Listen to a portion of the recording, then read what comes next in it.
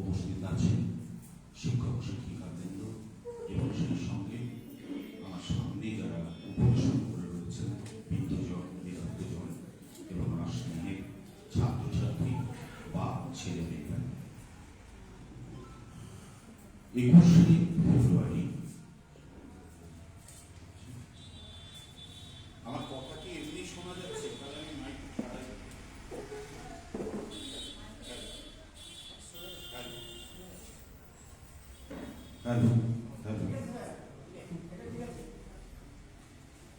আসলে স্বপনবাবু যখন বলছিলেন প্রধান বক্তা বা মুখ্য বক্তা যে সমস্ত গুণী এবং বিদগ্ধজনের সামনে রয়েছে এবং বিশেষত আমাদের ভবিষ্যৎ প্রজন্ম ছেলেমেয়েরা কিভাবে নৃত্য পরিবেশন করব,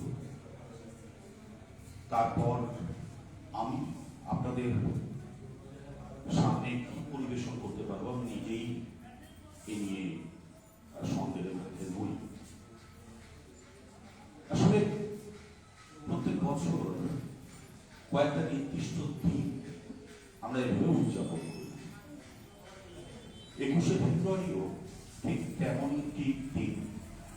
বছরের এই দিনটিতে আমরা বাংলাদেশের শহীদদের প্রতি শ্রদ্ধা নিবেদন করি, মানবদান করি। তারপর সেই চিরাচরিত গল্প, চিরাচরিত বক্তৃতা এবং অনেক সময় মনে হয় যেন ওই কাটা রেকর্ডটা আবার বাজছে। গতবার যা বলেছিলাম সেগুলো এবার বললে অনেকে মনে রাখেননি, সেগুলো শুনে তারা হয়তো ভাবে নতুন কিছু। কিন্তু আমার মনে হয় আজকালকার এই মিডিয়ার যুগে ব্যস্ততার সময় মানুষের সামনে যখন আমি 10 মিনিট বা 15 মিনিট সময় চেয়ে নিচ্ছি এবং কথা বলছি, তখন বোধহয় আমারও কিছু দায়বদ্ধতা থাকে। অনেক সময় আমরা ভাবি যে প্রত্যেক বছর তো ঘটা করে গান্ধী জয়ন্তী পালন করি, রবীন্দ্র জন্ম জয়ন্তী পালন করি, স্বাধীনতা দিবস থেকে শুরু করে 26শে জানুয়ারি, 23শে জানুয়ারি, আমরা একটার পর একটা ডেটগুলো পাই এবং সেই ডেটগুলোকে যখন পালন করি তখন মনে হয় যে ওই পুরনো ইতিহাসটাকে আমরা বারবার চর্চা করবো। এবং যেহেতু আমি একজন বক্তা এবং সামনে যারা শ্রোতা আছে তারা আমার কথা শুনতে বাধ্য হবে, যে কারণে বারবার এটা বলা হয় যে দেখবেন বক্তৃতা দেওয়ার সময় কেউ কথা বলবেন না।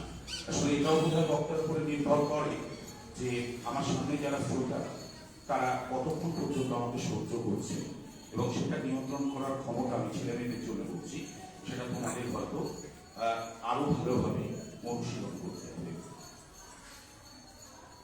অবনীশ যে বক্তৃতা দিয়েছে অসাধারণ ইনফরমেটিভ বক্তৃতা। সুখেনবাবু গান করার আগে যে আবৃত্তি করেছেন তা তাৎপর্য অসীম। আর আমাদের সুবক্তা স্বপনবাবু তিনি যখন কথা বলছিলেন আমাদের হেরিটেজ এবং কালচারাল সোসাইটির পক্ষ থেকে, তখন অনেকে আমরা ভাবছিলাম যে ভাষা দিবসে আবার এই আলোচনা কেন। আমার মনে হবে যে আমরা একটা জায়গায় ঘুমিয়ে থাকি, সেটা কি না আমরা আজকাল যেমন সরস্বতী পুজো, দুর্গা পুজো, ঈদ, মহরম এরকম অনুষ্ঠানগুলোকে উৎসব হিসাবে উদযাপন করি। এই বিশেষ দিনগুলো আমাদের কাছে কেমন যেন একটা উৎসবের মেজাজ নিয়ে এসে হাজির করে। কখনো মনে হয় আমার কিছুটা দায়বদ্ধতা আছে আমার জাতির প্রতি, তাই আমার কিছু বলতে হবে, এই দিনে আমাকে একটু অংশগ্রহণ করতে হবে কোনো অনুষ্ঠানে, তা না হলে ভদ্র সমাজে ঠিক টিকে থাকা যায় না। এই দায়টা আমাদের উপরে চেপে বসে। কিন্তু শুধু কি কয়েকজন মানুষ প্রাণ দিয়েছিলেন 1952 21শে ফেব্রুয়ারি, তাদের প্রতি পুষ্পার্ঘ্য নিবেদন করে সারা বছর বাংলাকে একটি গেয় ব্যাকডেটেড ল্যাঙ্গুয়েজ বলে ছুঁড়ে ফেলে দেওয়ার জন্য আমরা এই আলোচনা সভাগুলোর আয়োজন করি। তাতে কি সত্যি সেই শ্রদ্ধাবোধ যেটা আমি অন্তরের অন্তঃস্থল থেকে দেখাতে চাই, সেই শ্রদ্ধাবোধটাকে আমি সামনে তুলে আনতে পারি? আমি নিজের কাছে কি কখনো প্রশ্নের সম্মুখীন হই না? একটা ভালো জামা প্যান্ট পরে আমি গেলাম বক্তৃতা দিতে, গাড়ি আমার নাম চাপানো হলো, অজস্র হাততালিতে চারিদিক বিদারিত হলো, আমি দায়বদ্ধতা পালন করলাম। আমি যতক্ষণ পর্যন্ত না এই অনুষ্ঠানগুলোর তাৎপর্যকে অনুভব করব, ততক্ষণ পর্যন্ত বোধহয় এই অনুষ্ঠানগুলো শুধু অনুষ্ঠান হিসাবেই আমরা দেখতে পাবো। তাৎপর্যটা কি আমি একেবারে ছেলে মেয়েদের জন্য বলছি যে দেখো, আমরা মনীষীদের জন্মদিন, তিরোধান দিবস উদযাপন করি, আজকের দিনটাও সেভাবেই আমরা পালন করছি। কিন্তু শুধু কি ওই শ্রদ্ধা জানানোর জন্য? ওদেরকে শ্রদ্ধা জানাতে গিয়ে আমি নিজেকে মহান বা বিখ্যাত করবার একটা পথ তৈরি করে ফেলছি না তো? আমার এই দায়বদ্ধতার প্রশ্নটা সবার কাছে থাকবে। তার কারণ হচ্ছে, যারা জাতির জন্য প্রাণ বিসর্জন দেন বা আত্মোৎসর্গ যাদের রয়েছে, তারা একটা বিশেষ সময়ে জাতির দুর্দিনে পাশে দাঁড়ান বলেই তাদেরকে অত্যাচারের সম্মুখীন হতে হয়, এবং সেখান থেকে জাতি একটা শিক্ষা লাভ করে যে ওই ধরনের সমস্যা যাতে আর ভবিষ্যতে না হয়, তার জন্য আমাদেরকে সচেতন হতে হবে।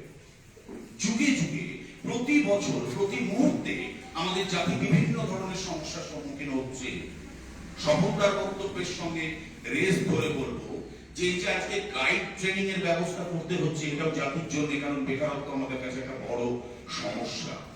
আমি যদি লালবাগ শহরে 50টা ছেলেকে রুচির ব্যবস্থা করে দিতে পারি, যদি পর্যটনকে কেন্দ্র করে আমার লালবাগের অর্থনীতির ভিত শক্তিশালী হয়, তাহলে সেটাও জাতির জন্য করা। আর তাই শুধু ভাষা শহীদ নয়, সংস্কৃতির জগৎ থেকে বিজ্ঞানের জগৎ, চিকিৎসা বিজ্ঞান থেকে সমস্ত ক্ষেত্রে যারা কৃতি, তাদেরকে আমরা স্মরণ করি বিশেষ দিনে। তাৎপর্য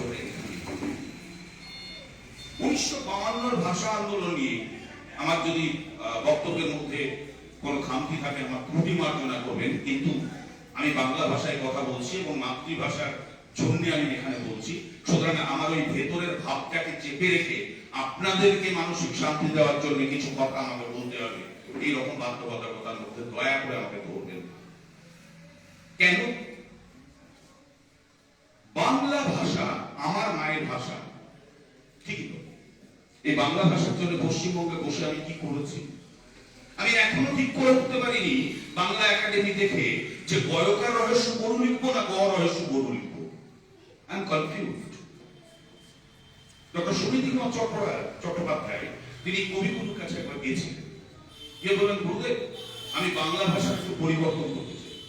তো গুরুদেব বললেন, তা সুনীতি, সে তো খুব ভালো কথা, বাংলা ভাষা তুমি সংস্কার করবে, বানান সংস্কার, কি করতে চাইছো? বলো, গুরুদেব আমি ওই বয়কার রহস্য গরু লেখাতে চাইছি ছেলে মেয়েদের, কারণ তাদের উচ্চারণটা ঠিক থাকে, ছেলে মেয়েরা সহজেই সেটা বুঝতে পারে। গ রহস্য হলে ওদের একটু অসুবিধা হয়, আমি পরিবর্তনটা করতে চাই। গুরুদেব বেশ খানিকক্ষণ চুপ করে থাকার পর উত্তর দিলেন, ভালো কথা, তুমি গরু গ রহস্যের জায়গায় ওকার দিতে চাইছো, আপত্তির কিছু নেই। কিন্তু এটা কি খেয়াল করেছো যে বাংলার গরুগুলো, বিশেষ করে গাই গরুগুলোর যা শরীরের হাল, তাতে একার ওকার বোঝা চাপালে সে চলতে পারবে তো? কথাটা কবি তাৎপর্যটা আমাদেরকে বুঝতে হবে যে ওই গরু কারা, যারা বাংলা নিয়ে কথা বলছে, যারা বাংলায় কথা বলছে। রবীন্দ্রনাথ যখন প্রসঙ্গে এসেছে, আরেকটু বলি, জীবন স্মৃতি আপনারা অনেক পড়েছেন, হয়তো খুঁটিয়ে সেভাবে পড়েন। তাৎপর্য কোথায়?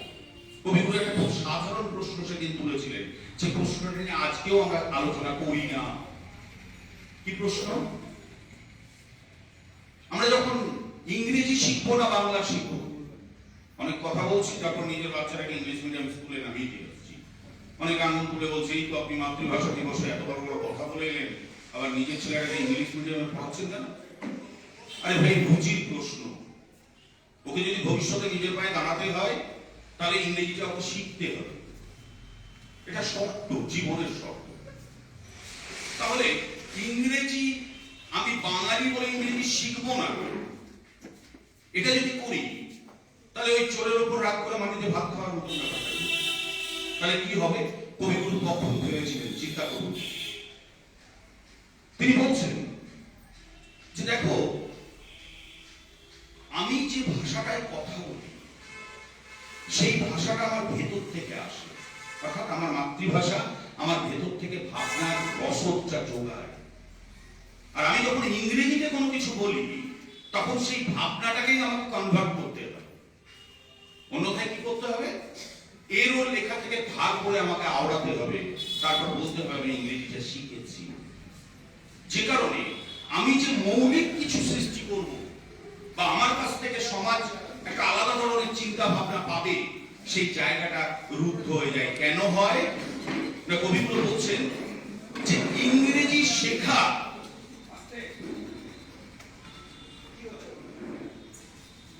ভালো না লাগলে বলবেন, আমি থেমে যাবো। আমি বলছি ইংরেজি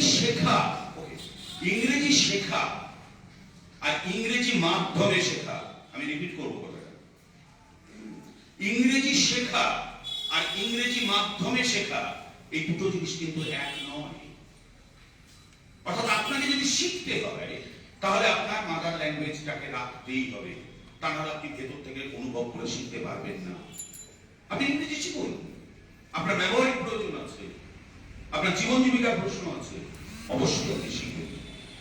তো ইংরেজি নিয়ে আমরা এত তোলপাড় করছি, বাংলাদেশের ভাষা শহীদদের নিয়ে আমরা শ্রদ্ধা জ্ঞাপন করছি, অবশ্যই, কারণ বাংলাদেশি এখন যদি বাংলার সিরিয়ালগুলো দেখেন, নাটকগুলো দেখেন, তাহলে দেখবেন যে আমার এখানে জীবন মানে ওই যে কি বাংলা টাংলা আছে, তাঁরা যা দেখায়, শাশুড়ি বইয়ের ঝগড়া, একজন অবিবাহিত পিসিমা তিনি থাকবেনই, অফিসে একজন কলিগ বিশেষ স্ত্রী হিসাবে থাকবেন, বাড়িতে একজন থাকবেন, সবগুলোরই মোটামুটি একই চলচ্চিত্র, কিন্তু ছেলে খিদের জ্বালায় ছটফট করলেও সিরিয়ালটি না দেখে আমি দুধ গরম করে দিতে পারবো না।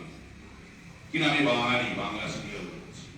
বাংলাদেশের সিরিয়ালগুলো দেখবেন সেগুলো কতটা উন্নত জায়গায় পৌঁছেছে। আপনি নেটে ইংরেজিতে যদি কোনো অনুবাদ পেতে চান ইংরেজি, তাহলে আপনি দেখবেন বেশিরভাগ ভালো অনুবাদগুলোই বাংলাদেশ থেকে হওয়া। আমি দেখছিলাম এনলাইটেনমেন্ট নিয়ে একটু চর্চা করছিলাম একটু লেখার জন্য, তো সেখানে দেখলাম জহিরুল ইসলামের একটা অসাধারণ বাংলায় লেখা প্রবন্ধ, যেটা উনি ভূগোল থেকে অনুবাদ করেছেন। আমাদের দেশে কিন্তু এটা হয় না। যাক, তবু ভালো, তারাও বাঙালি, আমরাও বাঙালি, এক জায়গায় আছি। আমার প্রশ্ন সেখানে নয়, আমার প্রশ্নটা সম্পূর্ণ আলাদা জায়গায়। সেটা হচ্ছে এই, আচ্ছা 1952 সালে 21শে ফেব্রুয়ারি নিয়ে আমরা মাতৃভাষা জানি, ইউনেস্কো ঘোষণা করেছে, এবং 1999 সাল, তারপরে 2000 থেকে আমরা এটা পালন করে আসছি, এটা একটা সবাই জানি বিষয়টা। কিন্তু আমরা কি নিজের দিকে তাকিয়ে দেখেছি? আমরা কিন্তু ইতিহাস ঘেটেছি। পট্টিসি রামান নামটা ঘটনাকে তেলেগু, অন্ধ্রপ্রদেশের। এই পট্টিসি রামালু 1901 সালে জন্মেছিলেন এবং একজন বিশিষ্ট স্বাধীনতা সংগ্রামী।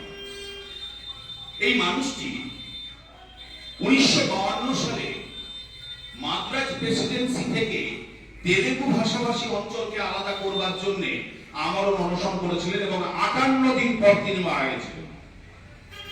তবে সালটা ছিল 1952। 3 দিন পর পণ্ডিত জওহরলাল নেহরু তার বাড়িতে গিয়েছিলেন এবং তারপরে 1953 সাল থেকে যে আলাপ আলোচনা শুরু হয়, তার ভিত্তিতে 1956 সালে এসে ভাষা ভিত্তিক রাজ্য গঠনের প্রস্তাব গৃহীত হয়। আমাদের কাছে খবর দিন,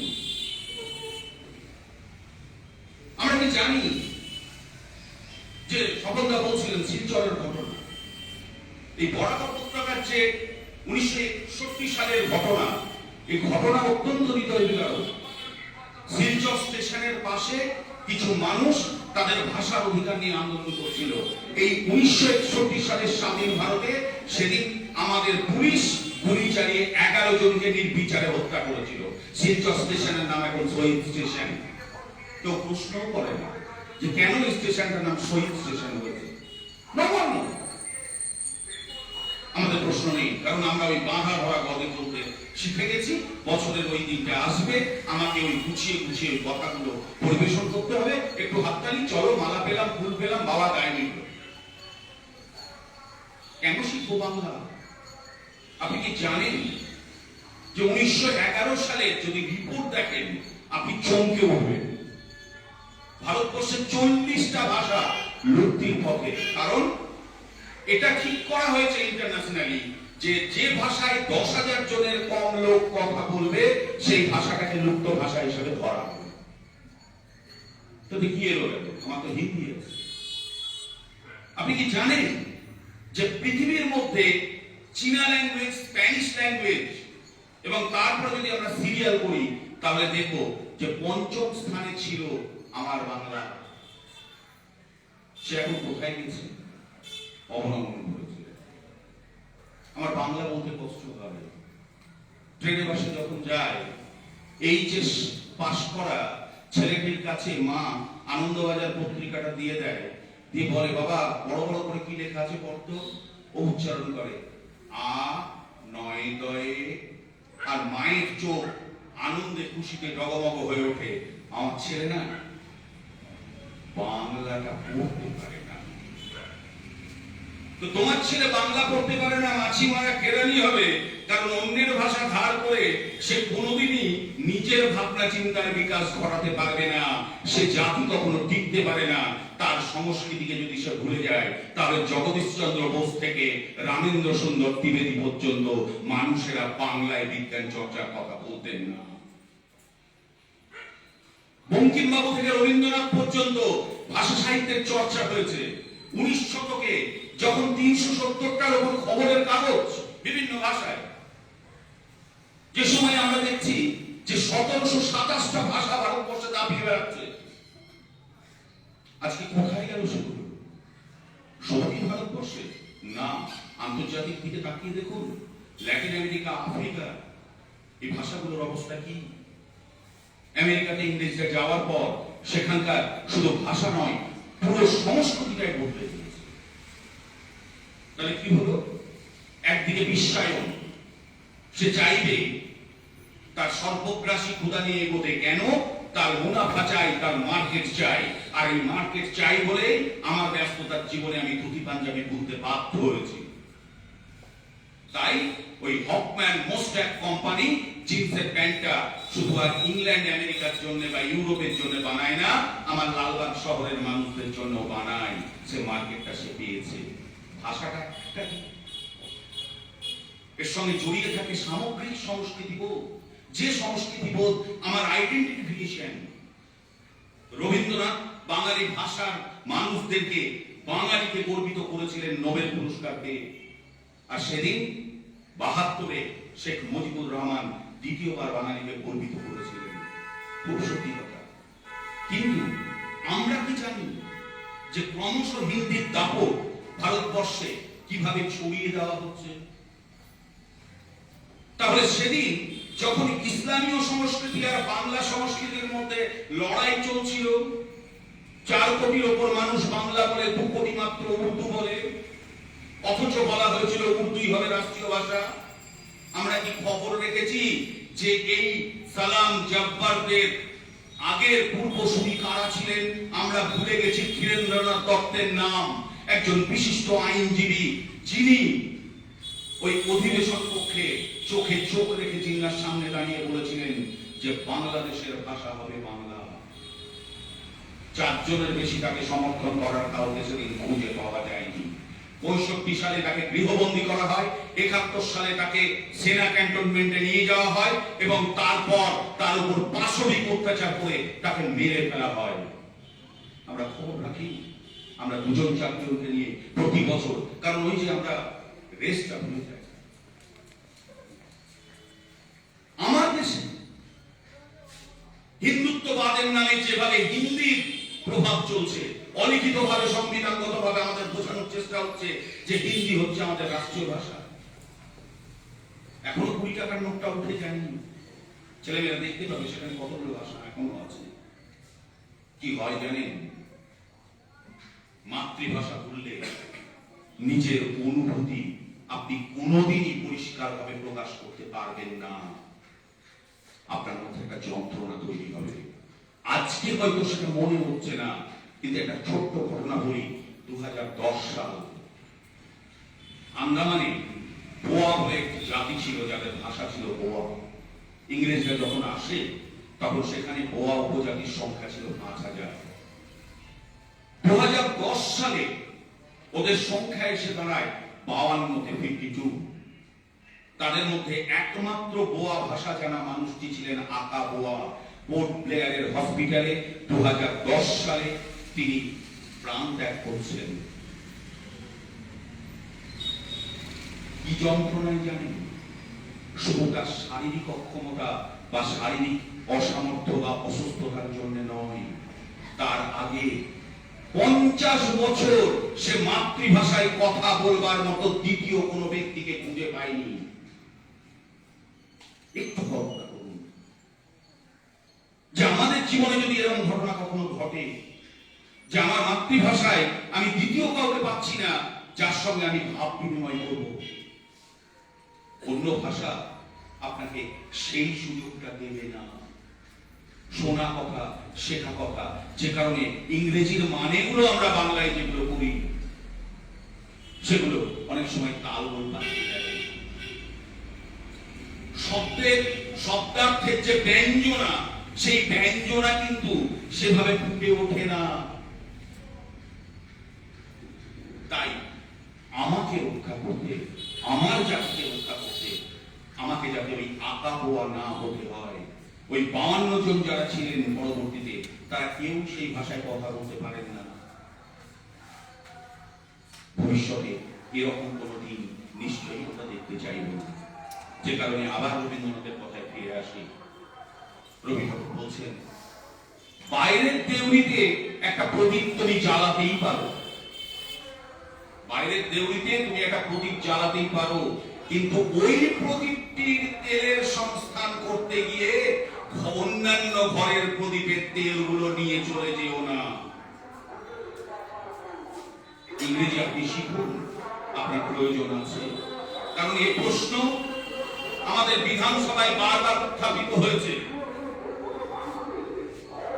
সিদ্ধার্থ শঙ্কর রায়ের আগে পর্যন্ত বিধান রায়, এমনকি বুদ্ধদেব বাবু পর্যন্ত, জ্যোতিবাবুর সময়কালেও বর্তমান সরকারও বাংলার জন্য সিদ্ধান্ত গ্রহণ করেছে। সেখানে বারবার একটা কথা বলা হয়েছে যে বাংলায় কম্পিউটার শিক্ষা কি করবে। আমাদের দৃষ্টান্ত আমি বললাম, জগদীশ ঘোষ আছেন, রামেন্দ্র সুন্দর তিনবেদীরা আছেন, রাজনারায়ণ বসুর মতো মানুষরা রয়েছেন। তাহলে আমাদেরকে যদি ঠিক থাকতে হয়, তাহলে বিজ্ঞান প্রযুক্তির সঙ্গে এই উচ্চস্তরীয় যাদের আমাদের মগজে শুধু ইংরেজি আর বিদেশি ভাষা, তাই দিয়ে আমরা নিজেদের আভিজাত্য এবং নিজেদের জ্ঞান গরিমা গুণগত মান প্রচার করে থাকি, সেই উপরের শ্রেণী মিডিয়া এরা যতক্ষণ না পর্যন্ত এগিয়ে না আসবে ততক্ষণ শুধুমাত্র কলিউক্যাল বা তথাকথিত বাংলা ভাষা দিয়ে একে রক্ষা করা সম্ভবপর হবে না। সেই কারণে সর্বস্তরের মানুষের ঐকান্তিক প্রচেষ্টা ছাড়া আমি হয়তো একদিন আমার যে আইডেন্টিটি, আমার যে আত্মপরিচয়, সেটাও ইতিহাসের পাতায় হাতড়ে বেড়াবো।